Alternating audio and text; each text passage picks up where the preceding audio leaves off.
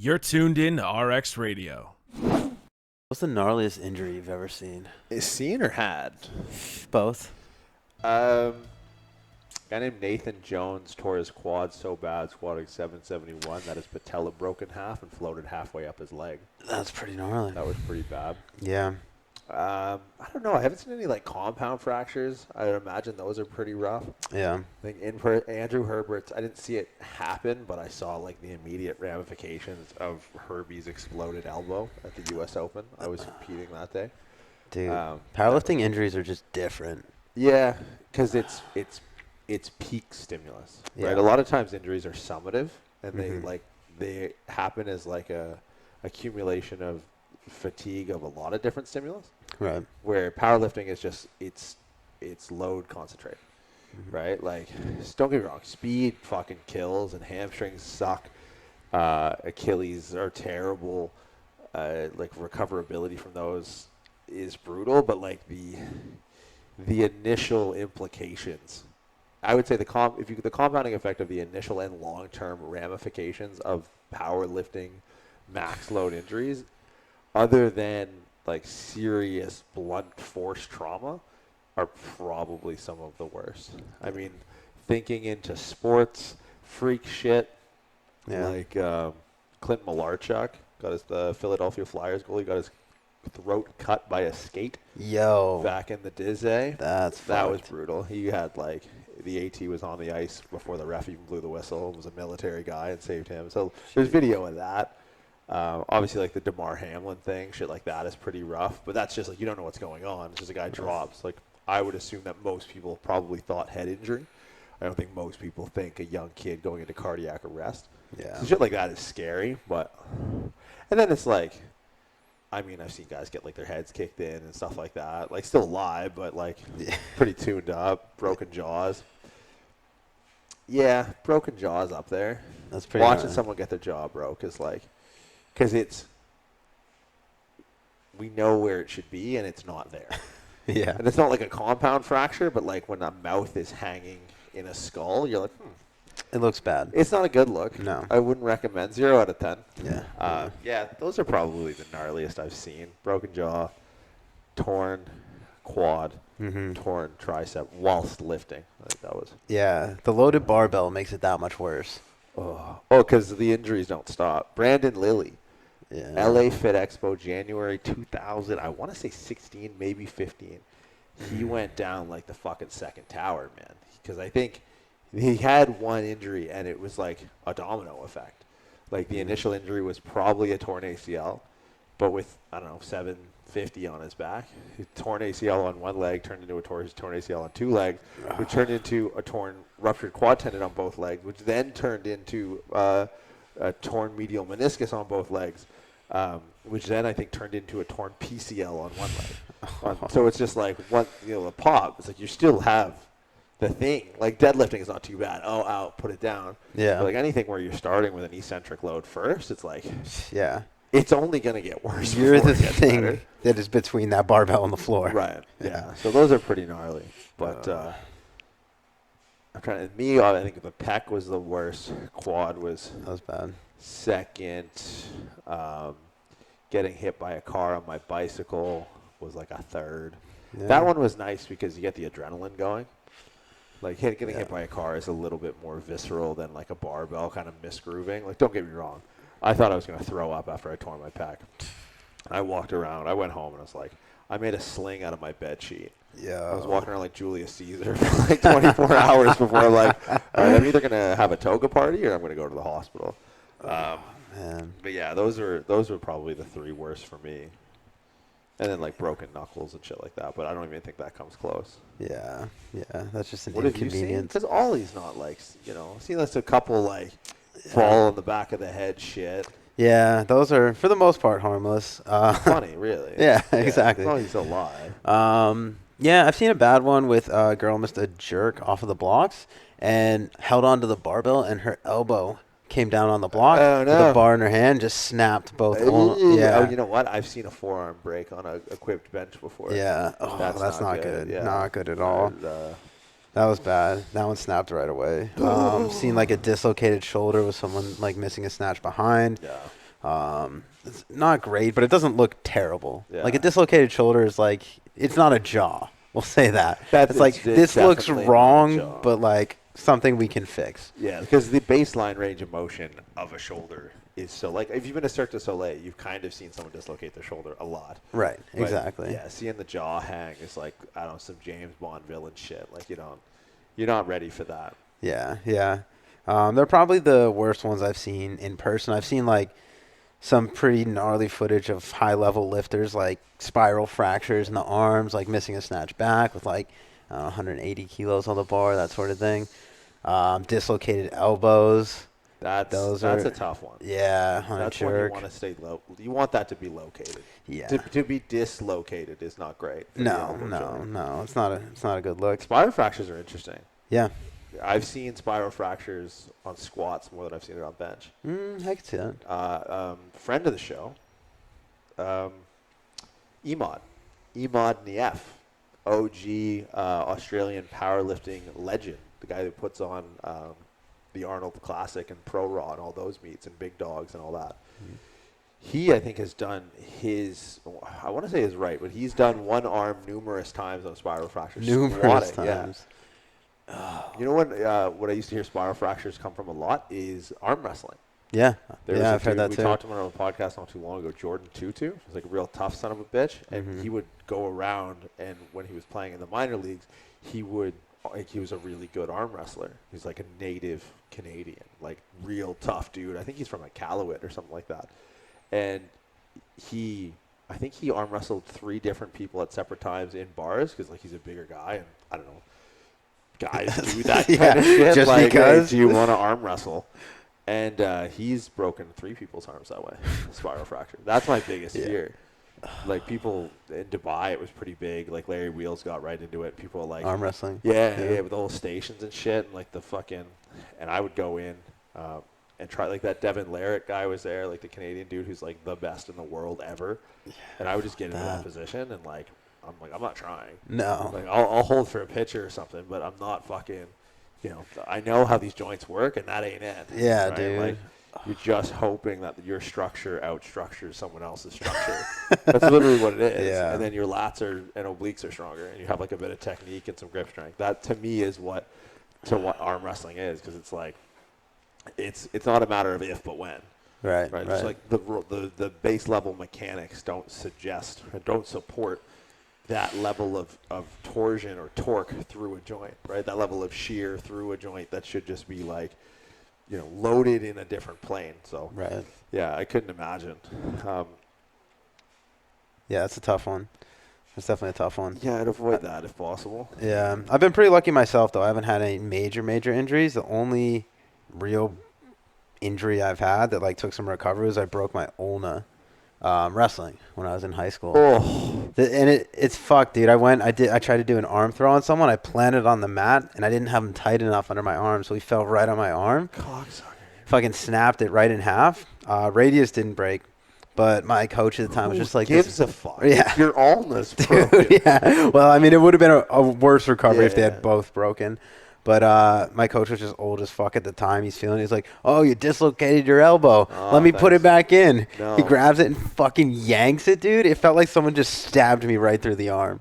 He was stabbing you in the arm with your own arm bone. That's exactly what he did. Yeah, gotta love that. How many years of med school have you had, cauliflower ear man? Oh, none. Great. Yeah, All right. I'm gonna go fox catcher myself out back. You fucking idiot. Fuck. Yeah, that's always tough. Yeah, It's that was like, a shitty one. The misdiagnosis is pretty gnarly. Like Yeah. I don't know why people don't just err on the side of caution always. Yeah. Right? Pennsylvania's rub some dirt on it kind of place. You mean retarded? Yes. Right. Okay. Yes. Yeah. Yeah, So, absolutely. man, we had kids like confirmed torn labrum, was forced to play 3 games without telling them. Yeah. What's another one we had? Broken tibia. Didn't tell him for 3 games. Yeah. Actually, didn't tell him for the whole season. They Is just this- injected him with cortisol. Yeah. High school football? No, this is college. Oh, that's college. But Okay. even still, like I wouldn't put it past a high school team to want to build their reputation and put out like a star player and risk Yeah. his long-term health.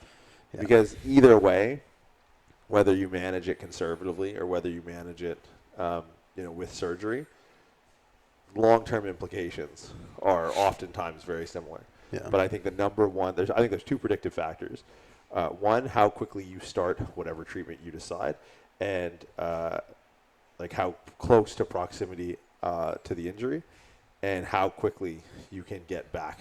Well, maybe there's two. One, strength prior to the injury, I think is one of the biggest predictive factors. And two, the onset of care, whether surgical or non-surgical, after the onset of the injury. I think those two things combined, if I had to prioritize two things when it comes to short and long-term progress in rehabilitation, it would be those two things. One, have a metric of strength to return back to, and hopefully it's like a very high threshold. And two, if there is a suspected injury, begin either a surgical or non-surgical rehab process as close to the onset of the injury as you can. Yeah. I think those two things, if done in conjunction, will expedite the short and long-term outcomes better than surgery or rehab in themselves. Because the one thing I think people don't realize when they get injured, whether it's traumatic or chronic, is the difference between chronic, acute, and subacute, right? Like, my definition, and I'm curious if yours is slightly different, an acute injury to me is within 72 hours, right? If it's acute, it happens within 72 hours. Anything from 72 hours to 14 days is subacute, and then anything from 14 days on is chronic, right? I think people wait to designate something as chronic for years. It's like, no, that thing was chronic after 15 days. Interesting, right? yeah. Because especially when it carries with it pain. Like tissue damage and pain, I think, are oftentimes seen as like a Venn diagram that basically is a circle. They think it's the same thing, right? Where in actuality, there's independence where pain exists devoid of tissue damage. Fuck, I've seen that all the time, where something hurts and like we can scan it till the cows come home, and there's no more damaged tissue. Right. So the perception of pain is different than the presence of damaged tissue, and then the inverse is also true. Right. I've seen people with fucking gnarly tissue damage, bruises, like clear surface level indication that something has gone wrong. At the very least, there's blood in your body where there shouldn't be blood. Right. And like, how do you feel? Like, yeah, I feel great. So what about that? Yeah, it's the damnedest thing. You like poking it, like nothing? No. So I think that's something where understanding that as like a recreational athlete, someone who doesn't do this for a career, I think is a really easy conceptual start, like jumping off point to manage expectations about your rehab process. Yeah. I like that. Yeah, and I almost have, I don't think of it in terms of timeline as much, but I almost think of it in that second way that you talked. It's like, are we dealing with tissue damage? Are we dealing with inflammation? Or is this a repetitive stress injury? And that's kind of, inflammation would be maybe subacute, tissue damage would be acute. And then in terms of more chronic, that would be a movement pattern issue.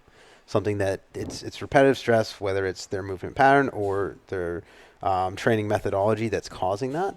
That's almost how I categorize it. It's like, what's the actual mechanism here, as opposed to just a time span? But I know there's a time span that's kind of, if you tear your bicep, you're going to seek intervention pretty quickly. You hope so. You would hope so, right? Yeah. Right. But that's, what do you say, 72 hours? Yeah.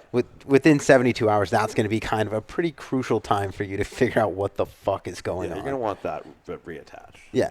Within a 3-day span. Exactly. As opposed to if it were, I don't know, maybe you threw your arm out or something at baseball practice, and it's, probably bothersome, but it's not, there's probably no tissue damage. It's maybe just a more inflammatory type issue. Then maybe that's more on the subacute side, that we need to figure out exactly why this is happening or manage the stressors that are causing this to happen so it doesn't become acute or chronic if we can continue to repeat that stress. Yeah. The idea of not leaning on time, I think, is a cornerstone concept for clinicians, trainers, and obviously like general population to wrap their head around.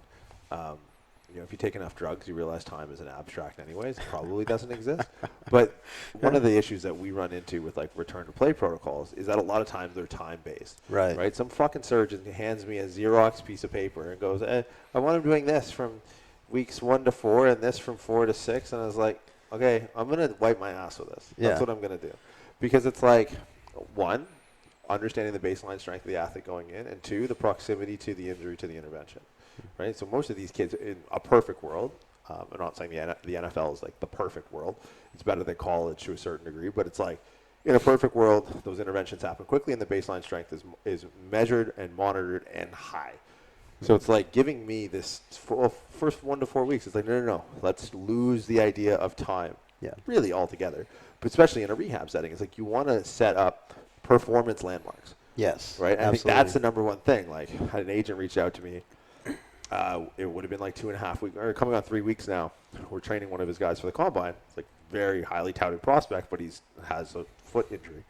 And they're like, originally I was thinking, oh, great, I have him for 8 weeks to get him ready. And they're like, we need him to play this bowl game at the end of the month. I'm like, okay, I now have him for 4 weeks before to get ready. Right. And then they're like, okay, well, we need him running again to get in shape for the game in 2 weeks. I was like, I now have 2 weeks. Right. So it's like, I literally have a document. And if anyone's ever interested, I can show you, like, the thought process. Just shoot me a DM. Is like, I'm going to regret saying that. But I like talking about this kind of shit. Don't send me voice notes, though. Unless you, Jay Marsh, you send your voice note approved, and a handful of other people. If you don't have an @pre-script email, please, do me a favor. Like, Baxter, you're good. Killian, you're good. Renee, you're good. Mom, you're good. Tess, you're good. And if I voice note you, please don't see that as an easement for you to voice note me back. I wake up early, and that's what gets me a lot of times. I wake up early, and I handle some communications in the morning, and I can't play these out loud because, Tess is asleep. It's not practical. It's not practical. Yeah. But it's totally practical if I try to do it. I don't care if it's practical or not. So for me, it's like I literally just had a bunch of exercises where I was like, all right, not foot specific per se, like he wasn't curling soup cans, but it was like, we have like the pillars of pain-free, passive, active, assisted, active, resisted. If you don't know that, fucking memorize it like the back of your hand. Rehabilitations, that is the overarching umbrella of progression. But there's micro progressions within that, right? So it's like, with pain, it was like a foot-toe thing. So it's like, all right, can we get them through some sort of pain-free range of motion passively? Yes? Cool. Moving on. Active, assisted, active, resisted. There's more progressions within that. I like the progressions of planes of movement. Sagittal's very simple to organize. Frontal's a little bit more complex, right? Transverse is even more complex. Yeah. Then I like the progression of endurance, right, or time, and then intensity and load, and then velocity and speed. So that's like, I can navigate those coordinates of movements very quickly, and based off of like having a compressed time frame, I'm going to be a little bit more aggressive with the movements that I pick. Right? If you guys have heard me rant about the idea of like exercise indexing, I'm flipping pages very aggressively. Like I'm flipping pages to like where I think this person is on the leading edge of their tolerance. If I have all the time in the world, I'm going to spend some time at each one. Right? I'm going to spend some time, even if it is, it's comfortable. Great, cool. Let's do that for a few weeks if we can. If it's not, it's like, look, we just need to see what your tolerance level is before you find out yourself on the field. And hopefully as we are testing this, those little bouts that are more aggressive are allowing the adaptation to occur, both at the tissue level and at like the neurological pain perception level, for you to actually get better. And that was it. So it was like basically those 3 or 4 different progression models superimposing all at once. And then I just look and listen. I look and go, oh, that looks pretty fucking good. And then I go, hey, how did that go? And then they said, like, bet or something, like a kid does. Like, because that means something these days. Bet. What the fuck? Yeah. I'm not a dealer. Like, checkmate. Or, hit. Stand. Like, fuck, dude, I can't. Is that a Florida thing or is that a world thing? No, that's a kid thing. That's a world star thing. Yeah. It's like every kid with a dangly cross earring that has a haircut. Like that the curly fry. Yeah, it looks like they walked in with a piece of asparagus and the barber was like, got you, fam. Like, that's what it looked like. What is this hair? Who is telling? And the thing is, like, when I grew up, I had hair just like this. Yeah, same. I had hair this was like my haircut. I had longer hair in like, early high school. And then towards the end, it was like fucking bald fade. Like my driver's license is like 19 years old or 18 years old. And it's still like bald fade. Like there was no trend in haircuts. Yeah. Like when you played hockey in Canada, you dyed your hair blonde or got a mohawk during playoffs. Mohawk, sometimes a mullet. Yeah, which is all totally acceptable behavior. But this asparagus crown, dangly earring thing. Yeah, I feel like it started on YouTube. I don't know how or why or where, but I think it's a YouTube thing. I believe it. It's the one part of the world I'm unfamiliar with. Yeah. They look like minnows. There's like characters in SpongeBob that they look like. Oh fuck! They show up by the busload to the Krusty Krab in one episode. Like sardines or something. Sardines. That's I would imagine they look like a sardine. Yeah. Someone please Photoshop. just no, you're busy. But someone else out there who's not Jay Marshall doing like real work, Photoshop a sardine with a cross earring, an asparagus with a cross earring, and then one of these YouTube douchebags that looks like that, that has the dangly cross earring. What were we talking about? I don't even know. How did we get here? Dude, I ask myself bet progression. Bet. So it's like, does it look good? Yeah. Yes. Does it feel good or bad? Yes or no? Or bet? Or yeah, bet. Word. True. Yeah. I don't know. Or no, you know what it is? And like, I gotta holler at your boy quick. The for real. Drake, enough, dog. That's like, dude, he said that in one song, and that's everyone. Or like FR. Did you get FR? Have you ever gotten those text messages? No. Yeah, you don't work with football enough. Yeah, I don't. And for real. I know I got it the first time, dog. Or a yes would have sufficed. Did you get that the first time, though? Like, first time you got FR? Dude, I'm there. I'm in it. All right. I'm so in it. I don't know where it I would not. And I'd Google it, and I'd get back to him. Really? So, like, Crowdy? Crowdy. I Googled that. I guarantee Drake's people went in there about 6 months before the release, and we're like, we need to lay some groundwork. Yeah, this is a word. UrbanDictionary.com, we need you to do us a solid and put Crowdy in there, because it's going to be in the song. Yeah. I would like to see the, I believe the term is etymology. I think it's a word, etymology. I'd like to see the etymology of the word. It's from the six. Right, yeah. It's tracing back six to god. Greek? No, yeah, the sixth god. The sixth god, yeah. yes. The Greek god of the six. The Greek god of Degrassi kid in a wheelchair who made this word up. But no, so that's like, it doesn't have to be more complicated than that.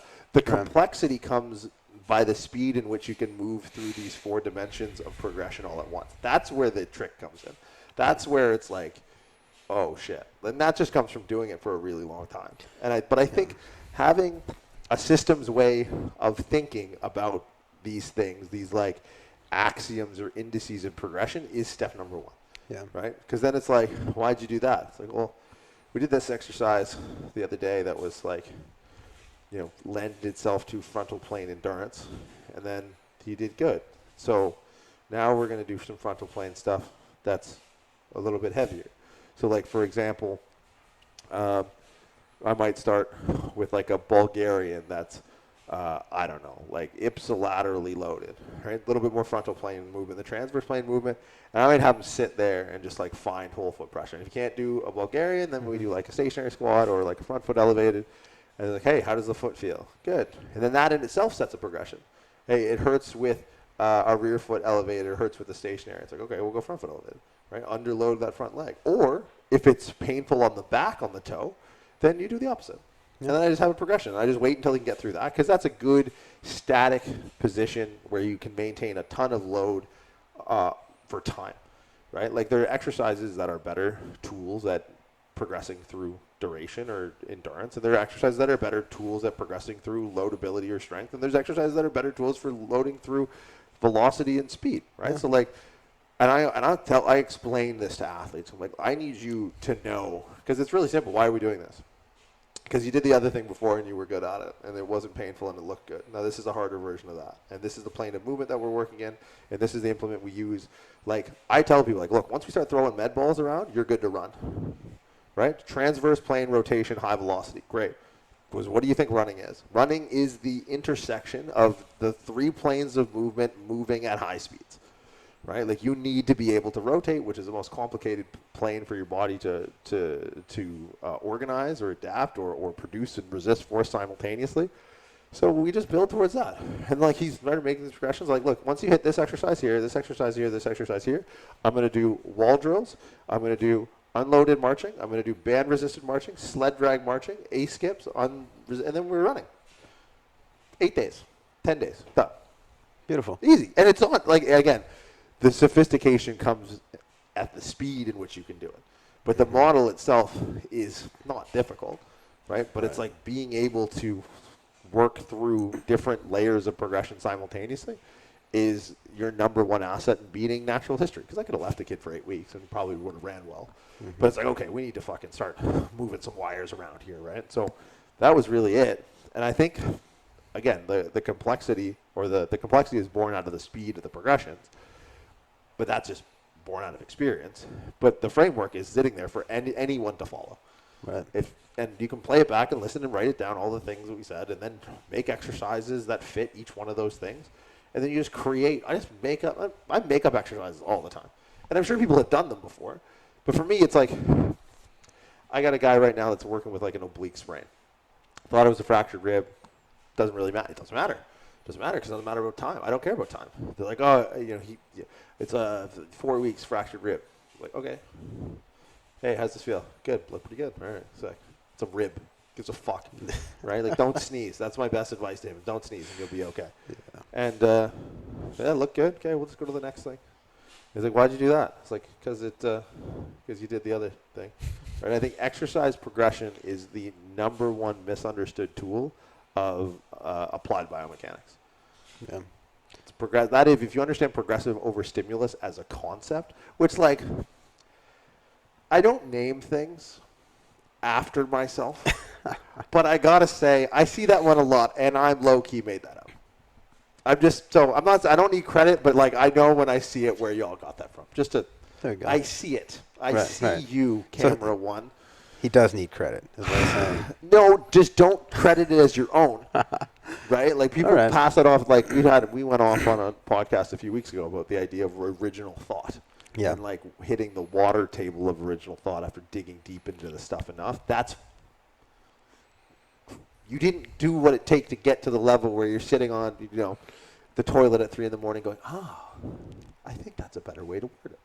Anyways, but that's high-level concepts, injury rehabilitation, in my eyes. What's your take?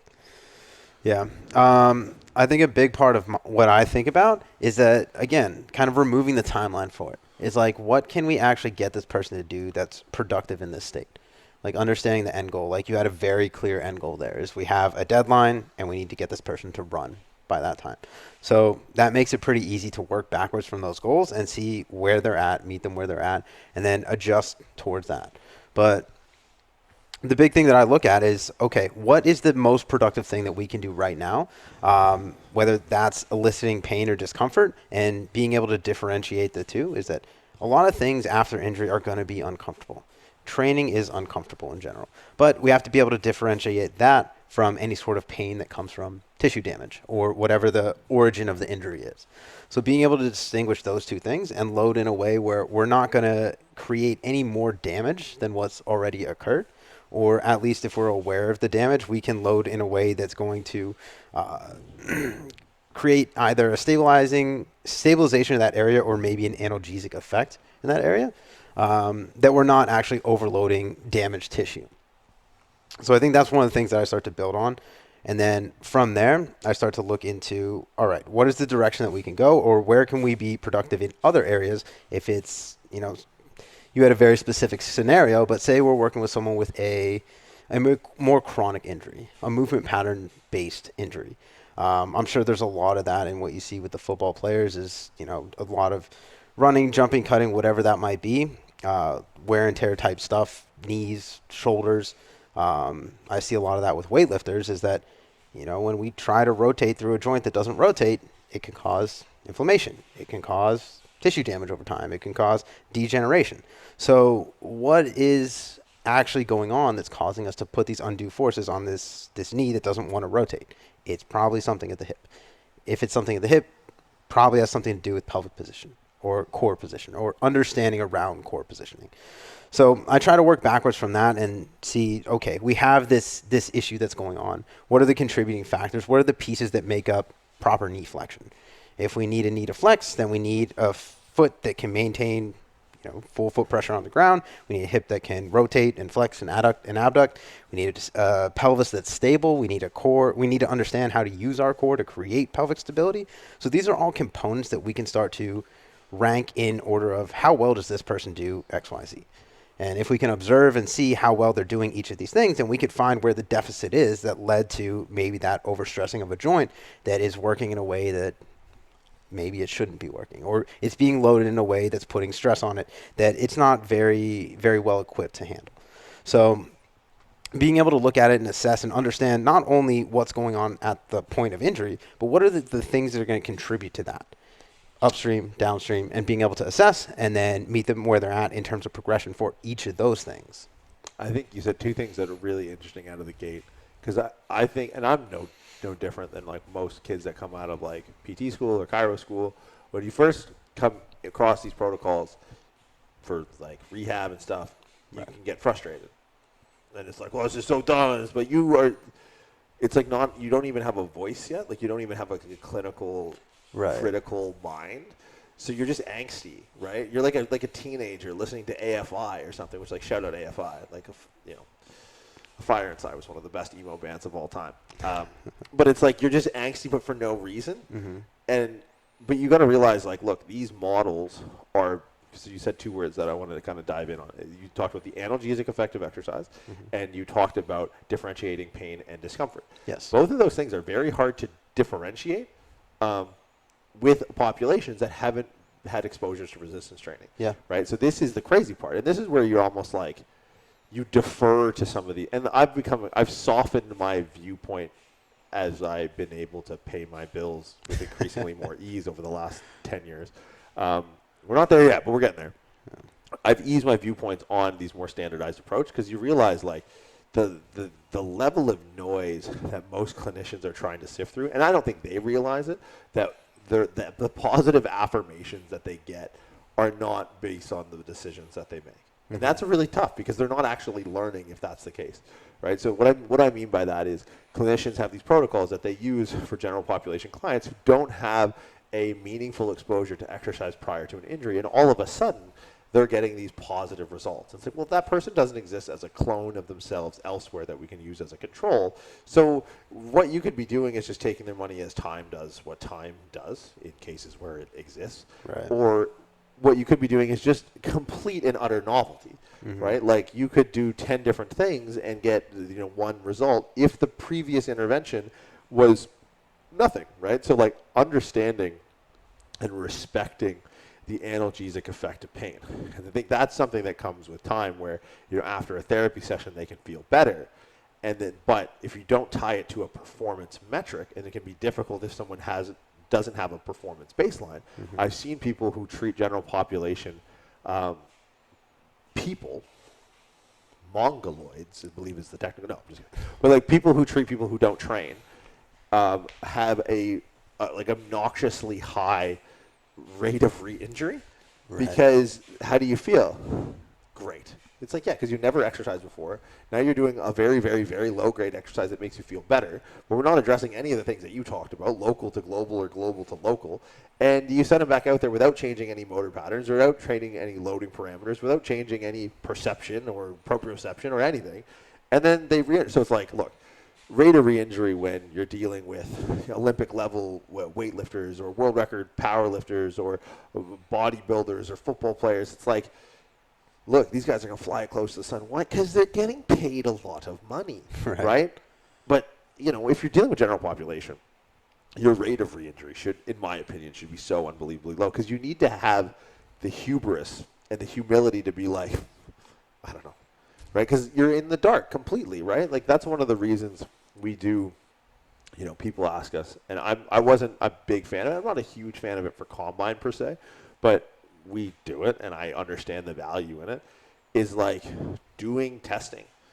We'll use Nordboard, we use Vertimax, we use, any plethora, and then even back to like DEXA scans and blood labs and things like that, because I need a snapshot. I need a snapshot because if things go wrong, or when things go wrong, depending on your discipline, I need something to look back on and be like, hey, we are now at pre-injury levels of X, Y, and Z, right? So that's something where when you're dealing with the general population and you don't have that that black box of information to look back on and see what happened to this thing before it crashed, right? You're really just, you're comparing it to the previous session that was still post-injury, right? Like, oh, I feel better than last. Oh, look at me go. Oh, yeah, next week we're going to do the yellow TheraBand or whatever. And, you wear your polo and you tuck it into your stretchy pants, and you wear your New Balance, and you collect your fucking, your workers' compensation. You send in your HICFA 1500 form or whatever the fuck. And, Blue Cross Blue Shield sends you a little plaque at the end of the year for whatever and you think you're sick. But then fucking Marty very Canadian name, Marty. Marty tears his hamstring shoveling snow next year. It's like, how the fuck did you not prepare this person for such a menial task? It's because they don't have performance metrics, right? And it's like, look, I get it. You're not going to get Marty to like put some numbers up on the board in the time between. That's fine, but also have like humility is a word that comes to mind to be like, look, dog, we're punching in the dark here, homie. I'm going to need you to exercise. Otherwise, I can't guarantee this isn't going to happen again.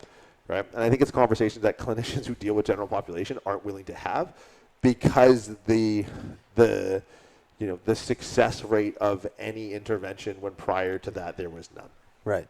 Yeah. And I would even lean into that because when there's someone that's so detrained and they're very, like a gen pop person, is that they're going to make adaptations really quickly. Right? So yeah, exactly. It doesn't matter how specific you are with the intervention at that point because they're going to get better at whatever they're doing. Right? So as long as the thing that you're having them do aligns with them not re-injuring that hamstring or whatever it might be, is they're going to have improvements. And if you can get them to, if they don't have a baseline of strength, if you can get them to some level of strength and coordination, then they're probably going to be a lot better off than had they not had that happen.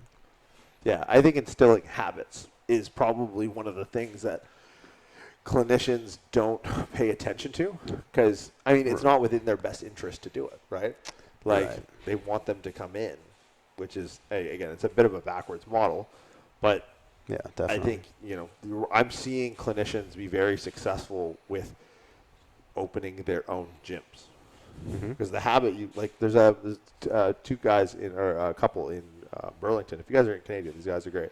Kevlar Performance. They have like a great little gym space in their clinic, and they treat.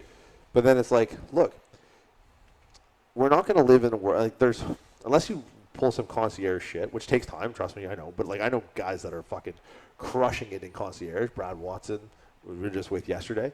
But it's like you got to eat shit for a long time. It's like you can still create a good business and run a good practice. Yeah. Because a lot of times running a good practice means you're poor. 2 kids that start an online business and podcast 7 years ago because it's like I think we did a great job in practice. And as a consequence of that, I lived in my car. Right. With that, because it's like, it's not as profitable How are when things people don't going? come back. I haven't had hot food in 2 weeks. Can you please injure yourself again? Right? I smell like tuna and oats. Right. I need to walk to the grocery store because I can't afford gas and food. Please, for the love of God, get hurt again. Man, this guy's the best, isn't he? I just saw him once. I was like, that $120 was gone a very long time ago, sir. Please. And you just start kicking him in the knee just to get up some money. Yeah. But and so what did we do? We're like, well, we have ethics and a style of practice that makes us poor. That seems to be our problem. We can bitch about it and eat shit and tuna forever, or we can figure out a different revenue stream so we can continue to run a good practice. So this is why we do this. There are friends at Kevlar Performance in Burlington, Ontario. They decided, well, we don't want to do the dumb rack and crack shit, but we want people to get better. But if we get better, they don't want to. So what do? They got creative. They're like, well, what if we just make a gym and we can just get recurring memberships off that? Great, do that rather than opening a joint and just fucking being a total piece of shit. I sat with a player the other day. He's gonna go and he'll go to the league for sure. He'll be a second round guy. And I saw it on his keychain, and I'm like, yo, come here. What the fuck is this? He goes, yeah, man, it's $20 a month. I was like, give me your phone. Where is it? I called him yeah, this is Dr. So-and-so. I want you to cancel so-and-so's membership right now. Oh, he needs to come in. No, he doesn't. No, he doesn't. I will go to the fucking Florida State Board. I will go to the NBCE, and I will burn this place down. Can you do it now? Oh, yeah. Okay, yeah. No, we'll cancel his membership right now. So don't you ever fucking step foot in there again. Jeez, but man. It's at the end of the day, and a lot of people do this, and I see it. And it's there's no. You ever seen Wolf of Wall Street? Yep. There's no nobility in poverty. Have you ever heard him say that? I have been a rich man, and I have been a poor man, and I choose rich every time. And it's the people are martyrs to the cause of PubMed citations. And it's look, I get it, man. I like being an onerous and ethical clinician, but I hate walking to the grocery store. Right. Right? I hate living in my car. So it's like you don't have to be a martyr and be like and shit talk everyone who has a good business and assume that good business means. And look, man, I grew up fucking poor, man. I wasn't old until I wasn't old. It wasn't until I was older that I realized that I was poor because I grew up around everyone that was poor. Right. And then, but it's like I grew up with a chip on my shoulder with people who had money. It wasn't until I started having friends in the industry that had a lot of money that I was like, you cannot be a piece of shit and have money? That's weird. Are you sure? Or like, when are you guys going to be a piece of shit to me? Because you guys have the money, and that's what the money does. But it's like people carry that with them. It's like, look, you have to get creative in business if you want to run a good practice and have a quality of life.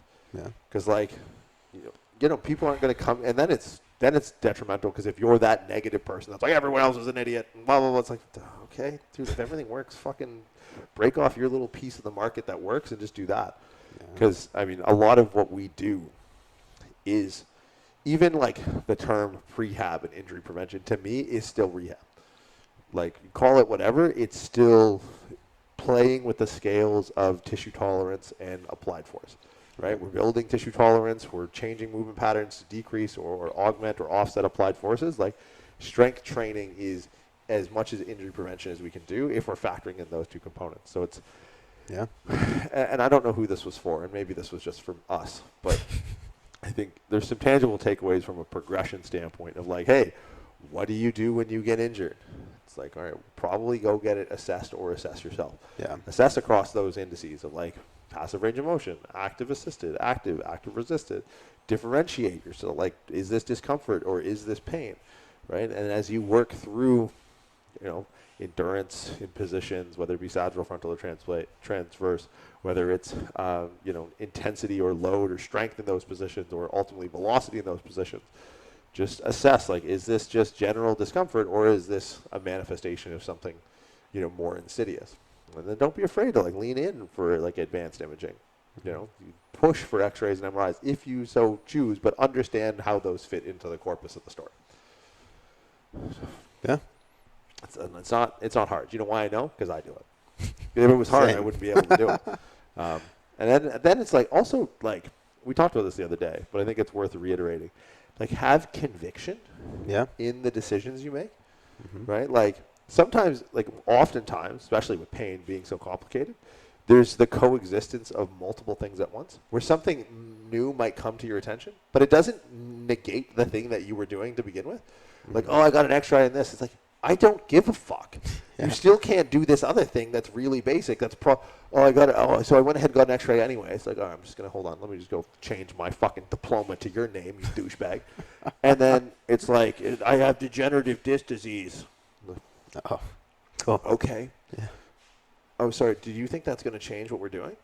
Like, well, you missed it. It's like, okay, all right, Bubba's. Like, come here for a second. You sit down right here. Shut the fuck up. Like, it doesn't matter if it was there to begin with. Like, the idea of something being incidental or, you know, non-contributing to the pain that you feel, that's something that I think a lot of people, clinicians, get like very like, it's like, dude, double down, man. Like, if you have an instinct, or an instinct is really just awareness over time. That's what an instinct is, right? You're just aware for a long period of time. Yeah. And so if you have an instinct about something and you see progression in your thing and then other information arises, everyone's like, oh no, like I was wrong. It's like, no, you probably weren't, right? Base it off of performance, and as long as that metric moves, that needle moves, then you were right. But have the conviction to be like, yeah, I don't give a fuck. You know, and obviously have the humility to understand where it's like, oh, actually, I have fucking spine cancer. Like, hold on, let me adjust that real quick. Like, because there's limits to that shit. Right. But yeah. I think, you know, a lot of people just, you know, you defer to your training. It's no different than anything else, right? Like, when you're in that, like, look, I've been doing this, or I went to school for this. Trust me, let's go this route. Where a lot of people just freak the fuck out. And they're like, oh, okay, oh, man, I'm so sorry. It's okay, like, be cool, man. Like, just fucking be cool. Yeah. Someone hits you with some shit. I went to go see my fucking brother-in-law, and he says it's this. And people are like, oh, yeah, okay. You know what I say? I say, fuck your brother-in-law. How about that? Yeah. Banksy also says, fuck your brother-in-law. Well, Right? Like, I just think people just don't back themselves enough. Yeah. Right? Like, when you understand how little that we know, collectively about the human body, then some other asshole's idea is as valid or as invalid as yours. So the thing that'll follow through is like some sort of logic, some sort of progression, and some sort of confidence that breeds commitment in your client. That'll be the thing that wins. So, and the commitment will come, and the confidence will come from the person who's willing to say, you know what, fuck that other guy. Yeah. And that's what a lot of these Strong podcasts statement. come down to. Just tell people. There's a scene, and I text my dad maybe like once a month. I mean, I text my dad more than once a month. But there's a scene in Lethal Weapon. I want to say Lethal Weapon 2. Have you seen it? No. So, we're familiar with the movie franchise? Yes. Right. So, black cop, white cop. Right. Back in a time where that was kind of like edgy-ish. And they're in the captain's office. And what's his name? Mel Gibson's like smoking a cigarette. Because you could also do that back then. And the captain's office had like signs all over. And said no smoking. So they're getting reamed out for something they did. And they're getting bussed down to like street cops or something.